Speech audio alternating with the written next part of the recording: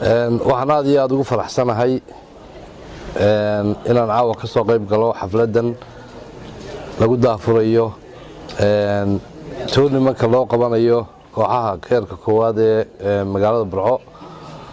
farxad gaar ah way aniga ii tahay, farxadaas oo ah qof waliba field buu leeyahay. anigu de waxaan ahaa nin halkan maanta joogtaan ama garoomadana ka ciyaaraysan waqtiyada kamid ka ciyaari jiray.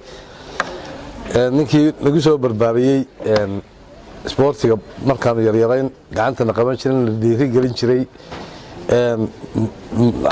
jaamac karaacin baa halkan fadhiyo maanta role model annagana noo ahaa markaan sportiga gobolka ahayn. maantana Burco dhalinyaradeeda de isagoo international soo noqdayoo heer caalami ka soo qayb galo, macallin ka soo noqdayoo maanta magaaladiisii dib uga soo noqdayoo business iyo arrimo waaweyn ku soo kordhiyey. dhalinyarada maanta joogtaa nasiib kii ka wanaagsan bay leedahay. jaamaco maanta dee hanti sportiya ayaa idinla jooga.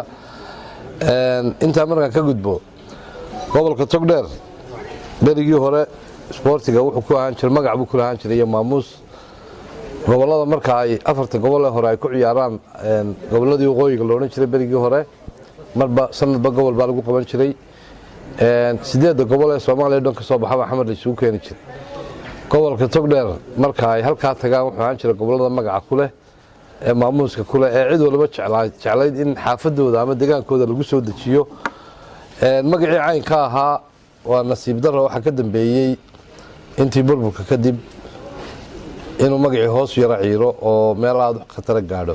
waxyaalaha gaarsiiyay meesha waxaa ka mid ah kala qaybsan sportiga iyo qabyaaladu meel ma wada galaan. waa isku lidi sportigeeni waxa hoos u dhigay haddaynu nahay reer Burco laba daamood.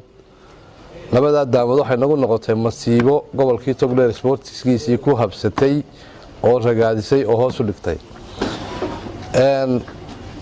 musharax baan ay golaha deegaanka hadii la yiraahdo waxaan isleeyahay malaa rag halka fadhiya kula sharaxan musharaxiinta ah golaha deegaanka u sharaxan.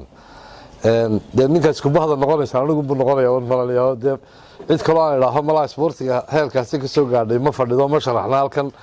marka waxaan rajaynayaa haddaan soo baxno kolley ninka aad u wada shaqayn doontaan ama aad idinka warhayn doona haddii la yiraahdo inaan noqon doono.